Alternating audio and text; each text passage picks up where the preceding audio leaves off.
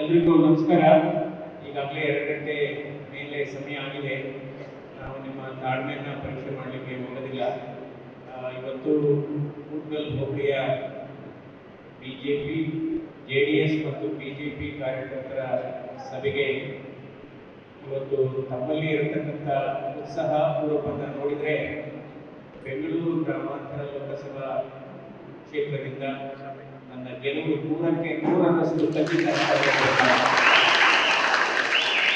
ಈಗಾಗಲೇ ಎಲ್ಲ ನಮ್ಮ ಮುಖಂಡರುಗಳು ಮಾತಾಡಿದ್ದಾರೆ. ನಾನು ಈ ಸ್ಪರ್ಧೆ ಮಾಡುವ ಹಿನ್ನೆಲೆ ಏನು ಅಂತ ಹೇಳಿದ್ದಾರೆ. ಸುಭಾಷ್ ಶಾಸ್ತ್ರಿ ಅವರ ಬಗ್ಗೆ ಹೇಳೋದಾದ್ರೆ 31 ವರ್ಷದಿಂದ ನಮಗೂ ಅವ್ರಿಗೂ ಅವಿನಾಭಾವ ಸಂಬಂಧ.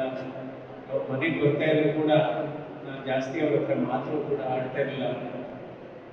ನಾವು ಆಂಜನೇಯನ ಹೃದಯದಲ್ಲಿ ಬಗೆದ್ರೆ ಯಾರು ಶ್ರೀರಾಮ ಕಾಣ್ತಾರೆ, ಆದರೆ ಸುಭಾಷ್ ಶಾಸ್ತ್ರಿ ಅವರ ಹೃದಯದಲ್ಲಿ ಬಗೆದ್ರೆ ದೇವೇಗೌಡರು ಕಾಣ್ತಾರೆ. ಅಷ್ಟು ಅಂಥ ಪ್ರಾಮಾಣಿಕ ವ್ಯಕ್ತಿ, ಅಂಥ ನಿಸ್ವಾರ್ಥ ವ್ಯಕ್ತಿ. ಇವತ್ತು ಕೂಟ್ಕಲ್ ಹೋಬಳಿ ಏನಿದೆ ಇದು JDSನ ಭದ್ರಕೋಟೆಯಾಗಿದೆ. ಈಗ BJP ಸೇರೋದ್ರಿಂದ ಇದು ಸುಭದ್ರಕೋಟೆಯಾಗಿದೆ.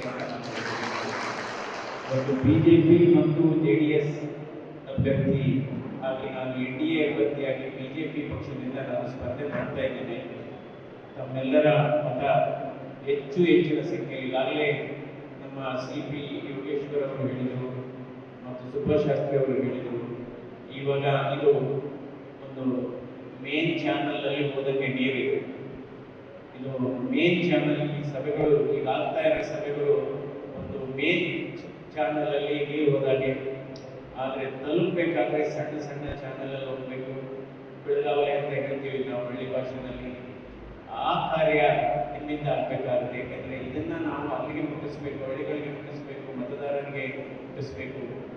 ಯಾಕೆಂದರೆ ನಾನು ನನ್ನ ದೀರ್ಘಾವಧಿ ಆರೋಗ್ಯ ಕ್ಷೇತ್ರದಲ್ಲಿ, ಹೃದ್ರೋಗ ಕ್ಷೇತ್ರದಲ್ಲಿ 35 ವರ್ಷದ ಅಲ್ಲಿ ಕೆಲಸ ಮಾಡತಕ್ಕಂಥ ಸಂದರ್ಭದಲ್ಲಿ ನಾವು 75 ಲಕ್ಷ ಜನರಿಗೆ ಚಿಕಿತ್ಸೆಯನ್ನು ಕೊಟ್ಟಿದ್ದೇವೆ.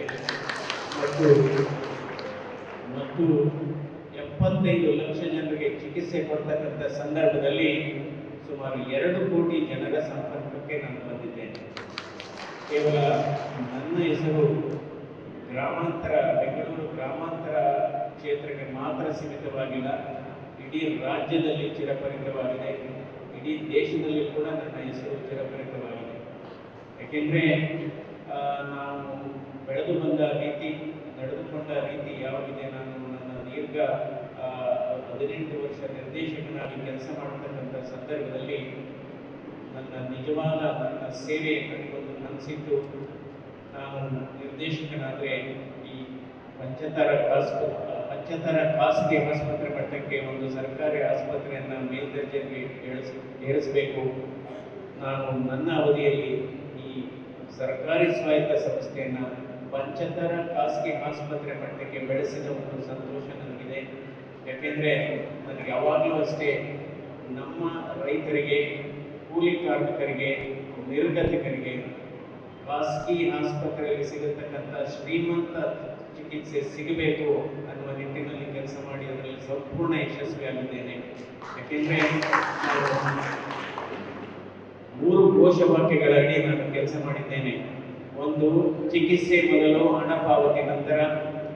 2ನೇದು, ಕಡತಕ್ಕಿಂತ ಪ್ರಾಣಗಳು ಮುಖ್ಯ, ಮಾನವೀಯತೆಗೆ ಮೊದಲ ಆದ್ಯತೆ. ಯಾವಾಗ ಅಂದರೆ ಮೊದಲಿಂದ ಅಷ್ಟೇ ನನಗೆ ಬಹಳ ಪ್ರೀತಿಯಾದವರು ನಮ್ಮ ಆಸ್ಪತ್ರೆಗೆ ಯಾರಪ್ಪ VIPಗಳು ಅಂದರೆ, ನಾನು ಈ ಚುನಾವಣೆ ಸಂದರ್ಭದಲ್ಲಿ ಹೇಳ್ತಾ ಇಲ್ಲ, ನಾನು ಹಲವಾರು ವರ್ಷಗಳಿಂದ ಹೇಳ್ತಾ ಇದ್ದೇನೆ. ಅದೇ ರೀತಿ ನಡ್ಕೊಂಡು ಬಂದಿದ್ದೇನೆ.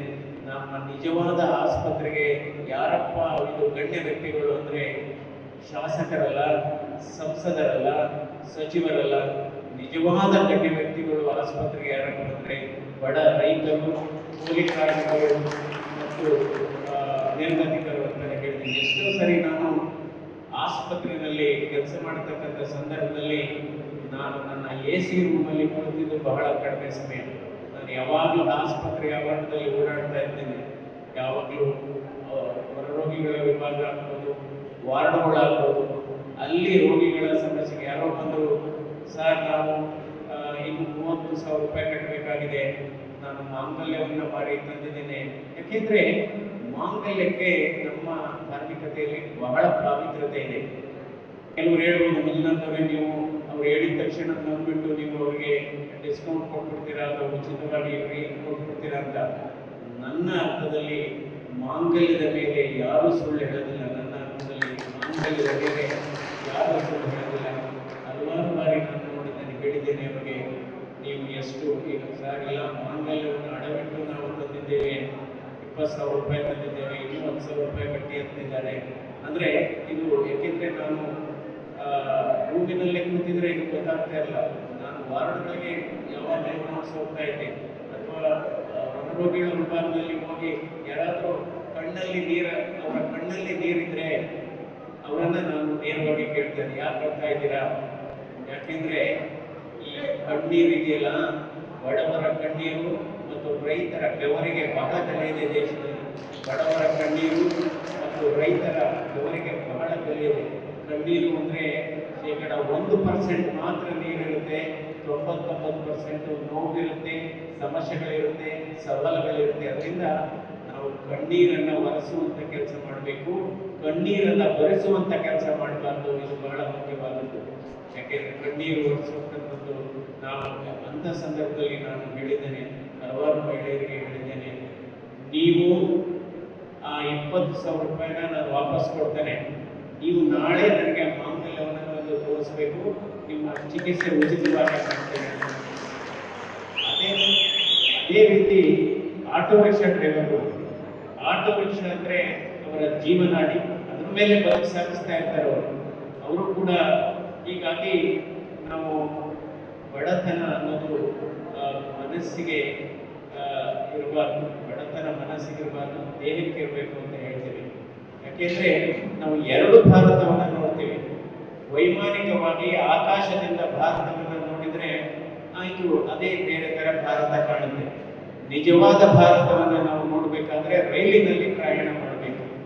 ರೈಲಿನಲ್ಲಿ ಪ್ರಯಾಣ ಮಾಡಿದಂಥ ಸಂದರ್ಭದಲ್ಲಿ ರೈಲ್ವೆಯ ಎರಡೂ ಹಳಿಯ ಬದಲು ರೈಲ್ವೆ ಟ್ರ್ಯಾಕ್ ಎರಡೂ ಬದಿನಲ್ಲಿ ಬಡತನವನ್ನು ನೋಡ್ತೇವೆ, ಕೂಲಿ ಕಾರ್ಮಿಕರ ಸಮಸ್ಯೆಗಳನ್ನು ನೋಡ್ತೇವೆ, ಶೌಚಾಲಯದ ಸಮಸ್ಯೆಯನ್ನು ನೋಡ್ತೇವೆ ಮತ್ತು ರೈತರ ಸಮಸ್ಯೆಗಳನ್ನು ನೋಡ್ತೇವೆ. ಇವತ್ತು ನರೇಂದ್ರ ಮೋದಿಯವರ ಸರ್ಕಾರ, ನಂತರ ದೇವೇಗೌಡರ ಸರ್ಕಾರ, ಕುಮಾರಸ್ವಾಮಿ ಅವರ ಸರ್ಕಾರ ಈ ರೈಲಿನ ಭಾರತದಲ್ಲಿ ನೋಡಿದ ಸಮಸ್ಯೆಗಳಿಗೆ ಸ್ಪಂದಿಸ್ತಾ ಇದೆ. ಇದು ಬಹಳ ಮುಖ್ಯವಾದದ್ದು ಇವತ್ತು. ಯಾಕೆಂದ್ರೆ ಸುಮಾರು 12 ಲಕ್ಷ ಶೌಚಾಲಯವನ್ನು ಕೇಂದ್ರ ಸರ್ಕಾರ ಮೋದಿಯವರ ನೇತೃತ್ವದಲ್ಲಿ ಆಗ 12 ಲಕ್ಷ ಇವತ್ತು ಶೌಚಾಲಯಗಳನ್ನು ಕಟ್ಟಿದ್ದಾರೆ. ಸುಮಾರು 12 ಲಕ್ಷ 12 ಕೋಟಿ ಶೌಚಾಲಯಗಳನ್ನ ಮತ್ತು 10 ಕೋಟಿ ಇವರು ಮನೆಗಳನ್ನು ಕೂಡ ಕಟ್ಟಿದ್ದಾರೆ. ಹಾಗಾಗಿ ಇವತ್ತು ಯಾವಾಗಲೂ ಅಷ್ಟೇ ಕೆಲವರು ನನಗೆ ರಾಜಕೀಯಕ್ಕೆ ಬರಲಿಕ್ಕೆ, ನನ್ನ ರಾಜಕೀಯಕ್ಕೆ ಬರ್ತೀನಿ ಅಂತ ನನ್ನ ಕನಸಲ್ಲಿ ಅಂದ್ಕೊಂಡಿರಲಿಲ್ಲ. ರಾಜಕೀಯದ ನಡುವೆ ಇದ್ರೂ ಕೂಡ ನೋಡ್ಬೋದು ನೀವು, ಈ ರಾಜಕೀಯ ಅಂದರೆ ನಾವು ಯಾರ ಜೊತೆ ಬೆಳಿತೀವಿ, ಯಾರ ಸಂಪರ್ಕದಲ್ಲಿ ಬೆಳಿತೀವಿ, ಅದು ನಮಗೆ ನೇರವಾಗಿ ನಮ್ಮ ಮೇಲೆ ಪರಿಣಾಮ ಬೀಳುತ್ತೆ. ಯಾರ ಜೊತೆ ಒಡನಾಟ ಇಟ್ಕೊತೀವಿ ನೋಡಿ. ನೀವು ಶಿಕ್ಷಕರ ಜೊತೆ ಒಡನಾಟ ಇಟ್ಕೊಂಡ್ರೆ ನಾವು ವಿದ್ಯಾರ್ಥಿಗಳಾಗಬೇಕಿತ್ತು ಅನ್ಸುತ್ತೆ. ವಿಜ್ಞಾನಿಗಳ ಜೊತೆ ಒಡನಾಟ ಇಟ್ಕೊಂಡ್ರೆ ನಾವು ಕೂಡ ಸಂಶೋಧಕರಾಗಬೇಕು ಅನ್ಸುತ್ತೆ. ಈ ಕುಡುಕರ ಜೊತೆ ಒಡನಾಟ ಇಟ್ಕೊಂಡ್ರೆ ಪ್ರಪಂಚ ಬಹಳ ಸುಲಭ ಅನ್ಸುತ್ತೆ. ಯಾಕೆಂದ್ರೆ ಬೆಳಿಗ್ಗೆ ಎಲ್ಲ ದೇಶದ ಬಗ್ಗೆ ಮಾತಾಡ್ತಾರೆ, ಪ್ರಪಂಚದ ಬಗ್ಗೆ ಮಾತಾಡ್ತಾರೆ, ಚಂದ್ರ ಸೂರ್ಯನ ಬಗ್ಗೆ ಮಾತಾಡ್ತಾರೆ. ಸಂಜೆ 7 ಗಂಟೆ ಆದಾಗ ಯಾರೋ 50 ರೂಪಾಯಿ ಕೊಟ್ಟರೆ ಸಾಕಪ್ಪ ಮನೆಗೆ ಹೋಗ್ಬಿಟ್ಟು ಅನ್ಸುತ್ತೆ. ನಂತರ ಈ LIC ಏಜೆಂಟ್ಗಳ ಜೊತೆ ಮಾತಾಡಿದ್ರೆ ಏನಪ್ಪ ಹೋಗ್ಬಿಡ್ಬೇಕು LIC. ಅದೇ ಅಧಿಕಾರಿಗಳ ಜೊತೆ ಹೆಚ್ಚು ಸಂಪರ್ಕವನ್ನು ಇಟ್ಕೊಂಡ್ರೆ ಪ್ರಪಂಚ ಏನು ನಿಧಾನ ಅನ್ಸುತ್ತೆ. ಅಧಿಕಾರಿಗಳ ಜೊತೆ, ಈ ಯೋಧರ ಜೊತೆ ಸಂಪರ್ಕ ಇಟ್ಕೊಂಡ್ರೆ ನಾವು ಮಾಡಿರೋ ತ್ಯಾಗ ಬಲಿದಾನ ಏನೂ ಇಲ್ಲ ಅನ್ಸುತ್ತೆ. ಆದರೆ ಇವತ್ತು ಕೂಟಗಲ್ ಹೋಬಳಿನಲ್ಲಿ ಇವತ್ತು JDS ಮತ್ತು BJP ಕಾರ್ಯಕರ್ತರ ಜೊತೆ ಈ ಸಂವಾದದಲ್ಲಿ ಇವತ್ತು ನಿಮ್ಮ ಉತ್ಸವವನ್ನು ನೋಡಿದರೆ ನಾನು ಕೂಡ ನಿಮ್ಮ ಜೊತೆ ಕಾರ್ಯಕರ್ತನಾಗಿರಬೇಕು ಅನಿಸುತ್ತೆ. ಇದು ಬಹಳ ಮುಖ್ಯವಾಗಿದೆ. ಅದಕ್ಕೋಸ್ಕರ ಇದುವರೆಗೆ ನಾನು ನಡೆದುಕೊಂಡು ಬಂದ ದಾರಿ ಮತ್ತು ತತ್ವ ಸಿದ್ಧಾಂತ ಹೇಗಿದೆ ಅಂದರೆ, ಚಿಕಿತ್ಸೆ ಮೊದಲು, ಹಣ ಪಾವತಿ ನಂತರ.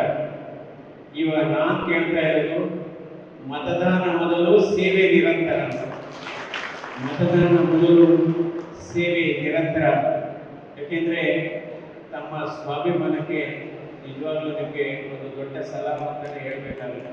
ಯಾಕೆಂದ್ರೆ ನಾವು ಹೇಳ್ತೀವಿ, ಮನಸ್ಸು ನಿರ್ಮಲವಾಗಿದ್ರೆ ಅದು ಸಾಕ್ಷಾತ್ಕಾರ, ಹಾಗೆಯೇ ಮಾತು ಮೃದುವಾಗಿದ್ದರೆ ಅದು ಚಮತ್ಕಾರ, ನಡೆ ನುಡಿ ಚೆನ್ನಾಗಿದ್ರೆ ಅದೇ ಒಂದು ಪುರಸ್ಕಾರ. ಆದರೆ ನಿಮ್ಮ ಅಭಿಮಾನ, ನಿಮ್ಮ ಸರಳತೆ, ಅದಕ್ಕೊಂದು ನನ್ನ ದೊಡ್ಡ ನಮಸ್ಕಾರ ಅಂತ ಬಹಳ ಮುಖ್ಯವಾಗಿದೆ. ಇವಾಗ ನಾವು ಏನು ಬಟ್ಟೆ ಹಾಕ್ತೀವಿ ಅನ್ನೋದು ಮುಖ್ಯ ಅಲ್ಲ, ನಿಮ್ಮ ಮನಸ್ಸು ಹೇಗಿದೆ ಅನ್ನೋದು ಮುಖ್ಯ, ನಿಮ್ಮ ಚಿಂತನೆ ಏನು ಅನ್ನೋದು ಮುಖ್ಯ. ಯಾಕೆಂದ್ರೆ ಯಾವುದೇ ಮನುಷ್ಯ ಆಗ್ಬೋದು, ಅವರನ್ನ ಬಟ್ಟೆ ಹಾಕಿದ್ರಲ್ಲಿ ಅಥವಾ ಉಡುಗೆ ತೊಡುಗೆಯಲ್ಲಿ ಅವರನ್ನ ನಾವು ಜಡ್ಜ್ ಮಾಡೋಕ್ಕಾಗೋದಿಲ್ಲ. ಯಾಕೆಂದ್ರೆ ಕೆಲವರು ಬೇರೆ ಥರ ಹರಿದೋಗಿರೋ ಬಟ್ಟೆ ಆಗಿರ್ಬೋದು, ಅದರ ಮನಸ್ಸು ಮಾಲಿನ್ಯ ಆಗಿರ್ಬೋದು, ಅಥವಾ ಮನಸ್ಸು ಕೆಟ್ಟದಿರ್ಬೋದು, ದುರಾಲೋಚನೆ ಇರ್ಬೋದು. ಹಾಗಾಗಿ ಇವತ್ತು ನಾವು ನೇತ್ರದಾನ ಅಂತ ಹೇಳ್ತೇವೆ, ಅಂಗಾಂಗ ದಾನ ಹೇಳ್ತೇವೆ. ನೇತ್ರದಾನ ಮತ್ತು ಅಂಗಾಂಗಗಳ ದಾನ ಮಾಡಿದರೆ ಬೇರೆಯವರ ಬದುಕು ನಂದಾದೀಪ ಆಗುತ್ತೆ.